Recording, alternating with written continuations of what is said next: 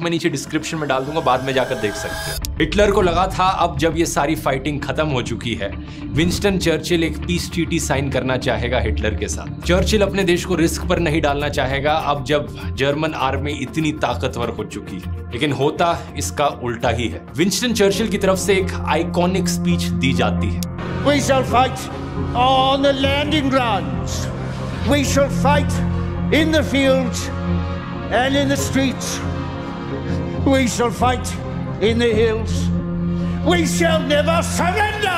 वो इस बात को क्लियर करते हैं कि चर्चिल और हिटलर के बीच में कभी भी कोई पीस समझौता नहीं हो सकता। जर्मनी के खिलाफ ये जो जंग छेड़ी गई है ये जारी रहेगी। इस भाषण का मतलब था कि हिटलर अब यूके को भी इन्वेड करना चाहेगा और यही कोशिश हिटलर के द्वारा करी जाती है। हिटलर प्लान करता है ऑपरेशन सी लायन, ब्रिटिश पर हमला बोलने के लिए। यहाँ पर सोचा जाता है कि कैसे अटैक किया जाए ब्रिटेन को। बाय लैंड तो कोई कनेक्शन नहीं है यूके और मेनलैंड यूरोप के बीच में, तो आर्मी तो ऐसे भेजी नहीं जा सकती। अगर जहाजों के थ्रू कोशिश करी गई तो ब्रिटिश रॉयल नेवी के पास कहीं ज्यादा और जहाज हैं जर्मनी के कंपैरिजन में, ये ठीक नहीं बैठेगा। तो फिर डिसाइड किया जाता है हिटलर के द्वारा कि पहले एयर स्पेस पर कंट्रोल जमाया जाए। जर्मन एयरफोर्स लुफ्टवाफे के पास 2600 एयरक्राफ्ट्स हैं, यूके के पास सिर्फ 700। इसीलिए 10 जुलाई 1940 को हिटलर हवा के जरिए हमला बोलता है ब्रिटेन पर। जर्मन एयरफोर्स लुफ्टवाफे अटैक करते हैं बम गिराकर। शुरुआत में इनका मकसद था पहले एयरक्राफ्ट्स, एयरफील्ड्स और मैन्युफैक्चरिंग फैक्ट्रीज को तबाह किया जाए। ब्रिटिश की छोटी रॉयल एयरफोर्स जो साइज में 1/4 थी जर्मन एयरफोर्स के कंपैरिजन में,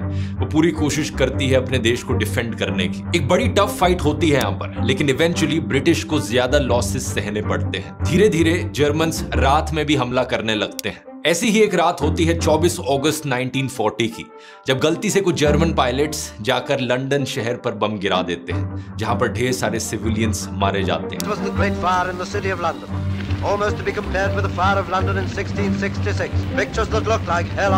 विंस्टन चर्चिल को लगता है ये कैसी वॉर है, ये सीधा हमारे शहरों पर हमला कर रहे हैं, हम भी यही करेंगे। यूके रिटेलिएट करता है बर्लिन शहर पर बम गिराकर।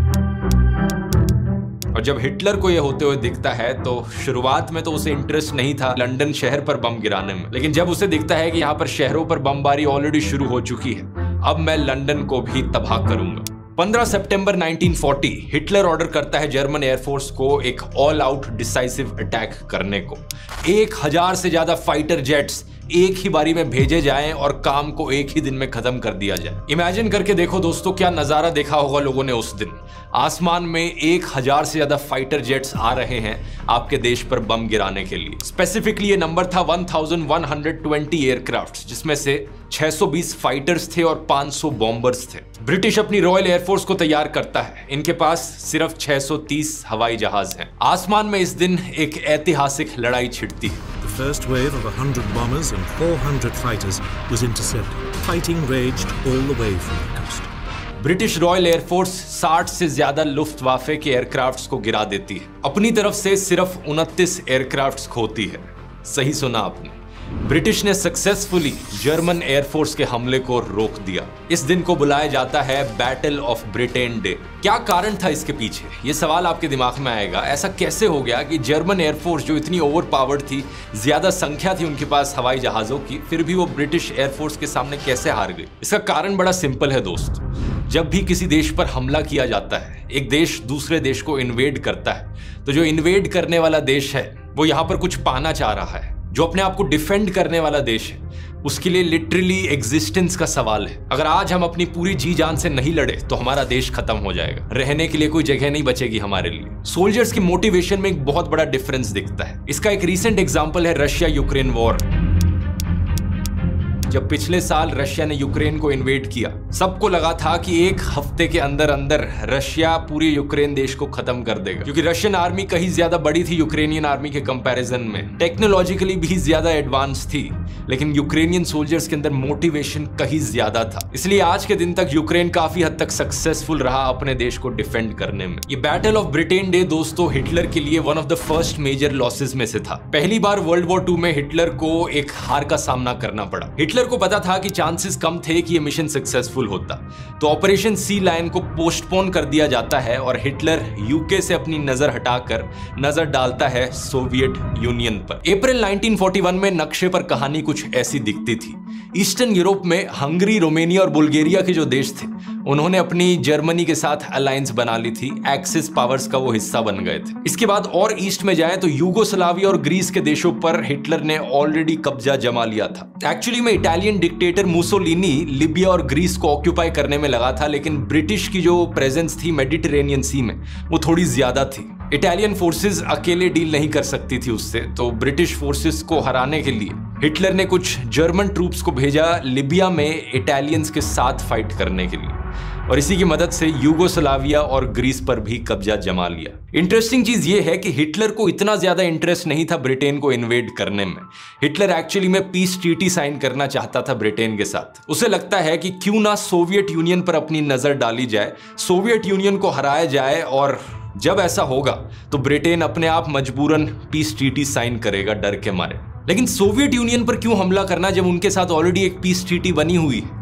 इसके पीछे असल रीजन था दोस्तों हिटलर की आइडियोलॉजी। उसे कम्युनिस्ट लोगों से सख्त नफरत थी। इसके अलावा उसे लगता था कि सोवियत यूनियन जितने बड़े देश पर अगर कब्जा जमाया जाएगा तभी जर्मनी नंबर 1 सुपर पावर बनेगा दुनिया की, क्योंकि इतनी ज्यादा जमीन अब जर्मनी के अंडर आ जाएगी। बेसिकली हिटलर को मेगालोमेनिया हो गया था। उसे लगता था कि वही दुनिया का राजा है। पावर ने उसे बिल्कुल पागल बना दिया था। उसे लगता था कि वो कुछ भी अचीव कर सकता है, पूरी दुनिया पर कब्जा जमा सकता है। लेकिन सोवियत यूनियन पर हमला बोलना एक बहुत बड़ी गलती होती है हिटलर के लिए। इनफैक्ट ये एक टर्निंग पॉइंट बन जाता है वर्ल्ड वॉर 2 में। हिटलर का प्लान बड़ा सिंपल था। जिस तरीके से फ्रांस को इन्वेड किया था इसी तरीके से सोवियत यूनियन को इन्वेड करेंगे। अपनी जर्मन फोर्सेस को 3 पार्ट्स में डिवाइड करेंगे। पहला हिस्सा बाल्टिक रीजन से जाएगा सीधा लेनिनग्राड की ओर, वो शहर जहां पर स्टालिन रहता था। दूसरा हिस्सा मॉस्को की तरफ हमला करेगा और तीसरा हिस्सा साउथ से हमला करेगा यूक्रेन के थ्रू जाते हुए। यह ऑपरेशन शुरू होता है 22 जून 1941 को। सोवियत यूनियन की आर्मी जर्मन्स के कंपैरिजन में कहीं ज्यादा बड़ी थी। इनके पास 20,000 टैंक्स थे,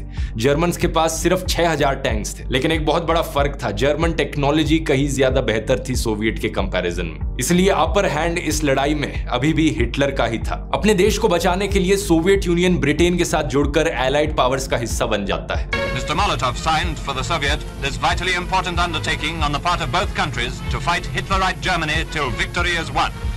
Neither country to negotiate or conclude a separate peace. साथ में मिलकर प्लान बनाया जाता है कि कैसे सोवियत यूनियन की आर्मी के पास सप्लाईज भेजी जाए। एक रूट डिसाइड किया जाता है जो ईरान के थ्रू होते हुए जाएगा।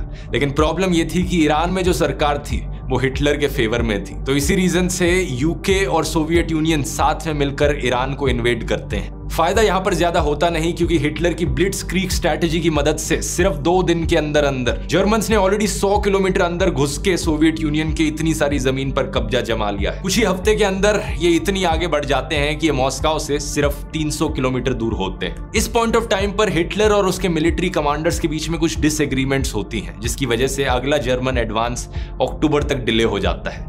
ठंड बढ़ने लगती है। ठंडे मौसम में सोवियट्स के पास एडवांटेज है, उन्हें आदत है ठंड में लड़ाई करने की। दूसरी तरफ जापान की साइड में देखा जाए तो सोवियत यूनियन को वहां पर अपना दूसरा एडवांटेज मिलता है। जापान और सोवियट्स ने साथ में एक नॉन एग्रेशन ट्रीटी साइन कर ली थी। इसका मतलब यह था कि जो सोवियत आर्मी के ट्रूप्स ईस्टर्न बॉर्डर पर मौजूद थे, जापान के साथ लड़ाई करने लग रहे थे, अब वो वापस आकर वेस्ट में लड़ सकते हैं जर्मनी के खिलाफ अपने देश को बचाने के लिए। दिसंबर 1941 में एक और ट्विस्ट आता है हमारी कहानी में। अचानक से जापान जाकर यूएसए के पर्ल हार्बर बेस पर हमला कर देता है बिना किसी प्रोवोकेशन के।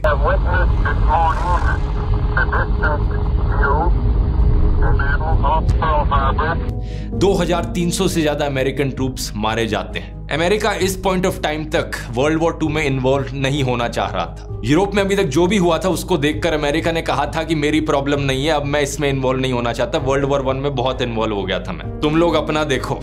लेकिन जब ये बॉम्बिंग होती है पर्ल हार्बर की, फिर अमेरिका को लगता है कि अब बस बहुत हुआ। इस पॉइंट ऑफ टाइम पर अमेरिका ऑफिशियली जापान के अगेंस्ट वॉर डिक्लेयर कर देता है और वर्ल्ड वॉर 2 में एंट्री मार लेता है। I ask that the Congress declare a state of war has existed between the United States and the Japanese Empire.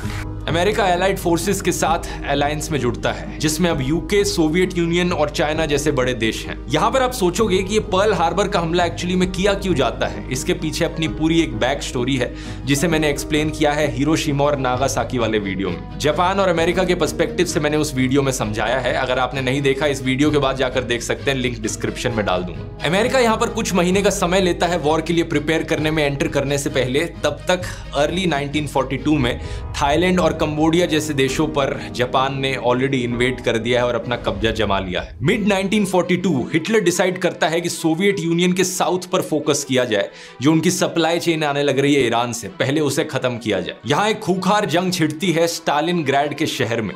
Soviet union की आर्मी अपने आप को सक्सेसफुली डिफेंड कर पाती है जर्मन आर्मी के अगेंस्ट। दूसरी तरफ एलाइड फोर्सेस अमेरिका के साथ मिलकर जापानीज टेरिटरीज पर हमला करती हैं साउथ पैसिफिक में। इस लड़ाई को बैटल ऑफ मिडवे कहा जाता है। 4 इंपॉर्टेंट जापानीज एयरक्राफ्ट और सप्लाई कैरियर्स को डिस्ट्रॉय कर दिया जाता है जून 1942 में।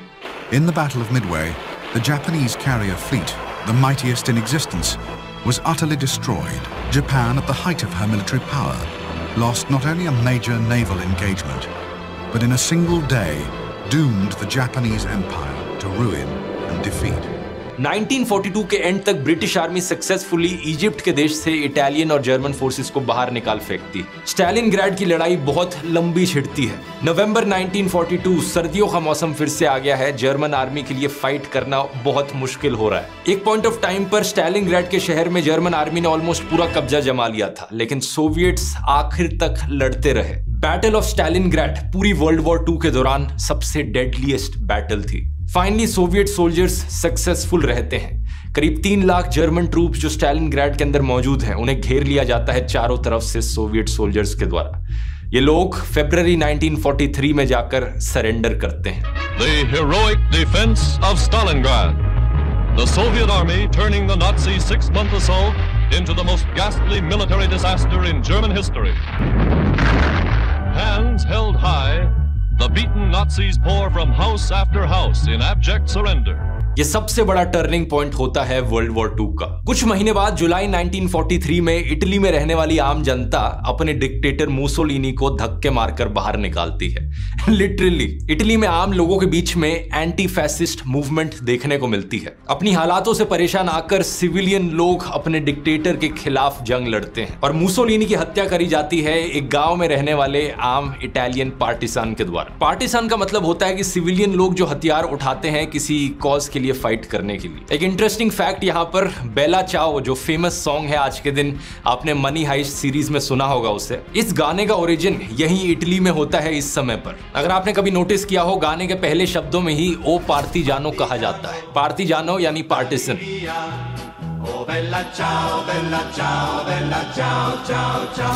Bombastic Mussolini, the sawdust Caesar, comes to his end in the gutter, fitting climax to a life of treachery and double cross. He led his country to ruin when he threw his lot in with Hitler. Italy में एक नई सरकार बनती है और ये नई सरकार एलाइड फोर्सेस के साथ लड़ाई बंद करने का डिसीजन लेती है। धीरे धीरे एलाइड देशों में कॉन्फिडेंस बढ़ रहा था कि वो एक्चुअली में हिटलर को हरा सकते हैं। नवंबर 1943 में स्टालिन, रूजवेल्ट और चर्चिल तीनों तेहरान में मिलते हैं डिस्कस करने के लिए कि वर्ल्ड वॉर 2 को खत्म कैसे किया जाए। 6 जून 1944 एक और ऐतिहासिक दिन जिसे डी डे कहा जाता है।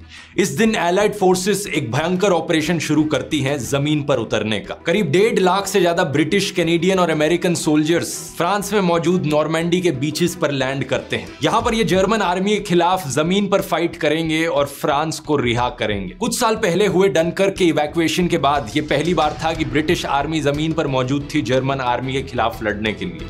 Another of the great decisive battles of world history has been joined. This is the day for which free people long have waited. This is D-Day.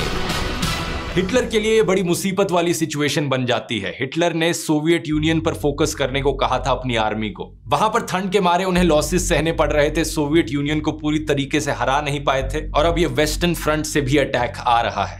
तो हिटलर ने डिसाइड किया कि ईस्टर्न फ्रंट से army को पीछे लिया जाए।